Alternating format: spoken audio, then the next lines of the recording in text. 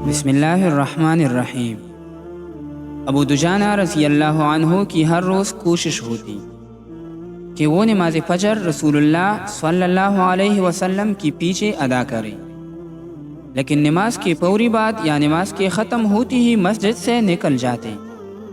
رسول اللہ کی نظریں ابو دجانہ کا پیچھا کرتے۔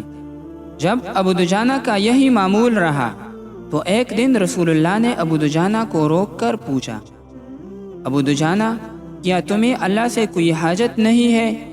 ابو دجانہ گویا ہوئے، کیوں نہیں اے اللہ کے رسول، میں تو لمحہ بھر بھی اللہ سے مستغنی نہیں ہو سکتا۔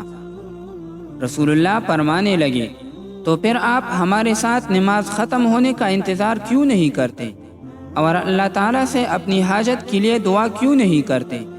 ابو دجانہ کہنے لگے، اے اللہ کے رسول، دراصل اس کا سبب یہ ہے کہ میرے پڑوس میں ایک یہودی رہتا ہے جس کی کھجور کے درخت کی شاخیں میرے گھر کے صحن میں لٹکتی ہے، اور جب رات کو ہوا چلتی ہے تو اس کی کھجوریں ہمارے گھر میں گرتی ہے۔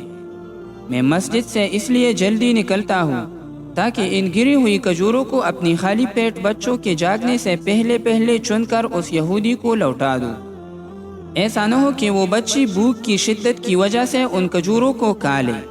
پھر ابو دجانہ قسم اٹھا کر کہنے لگے، اے اللہ کے رسول، ایک دن میں نے اپنے بیٹے کو دیکھا جو اس گری ہوئی کھجور کو چبا رہا تھا۔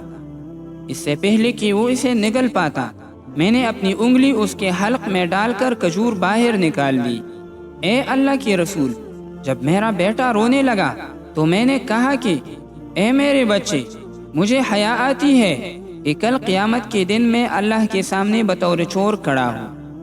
سیدنا ابو بکر رضی اللہ عنہ پاس کھڑے یہ سارا ماجرا سن رہے تھے۔ جذبہ ایمانی اور اخوت اسلامی نے جوش مارا تو سیدھے اس یہودی کے پاس گئے اور اس سے کھجور کا پورا درخت خرید کر ابو دجانہ اور اس کے بچوں کو ہدیہ کر دیا۔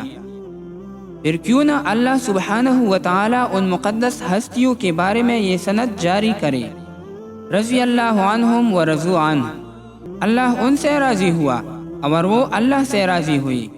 چند دنوں بعد جب یہودی کو اس سارے ماجرے کا پتہ چلا تو اس نے اپنے تمام اہل خانہ کو جمع کیا اور رسول اللہ علیہ السلام کے پاس جا کر مسلمان ہونے کا اعلان کر دیا۔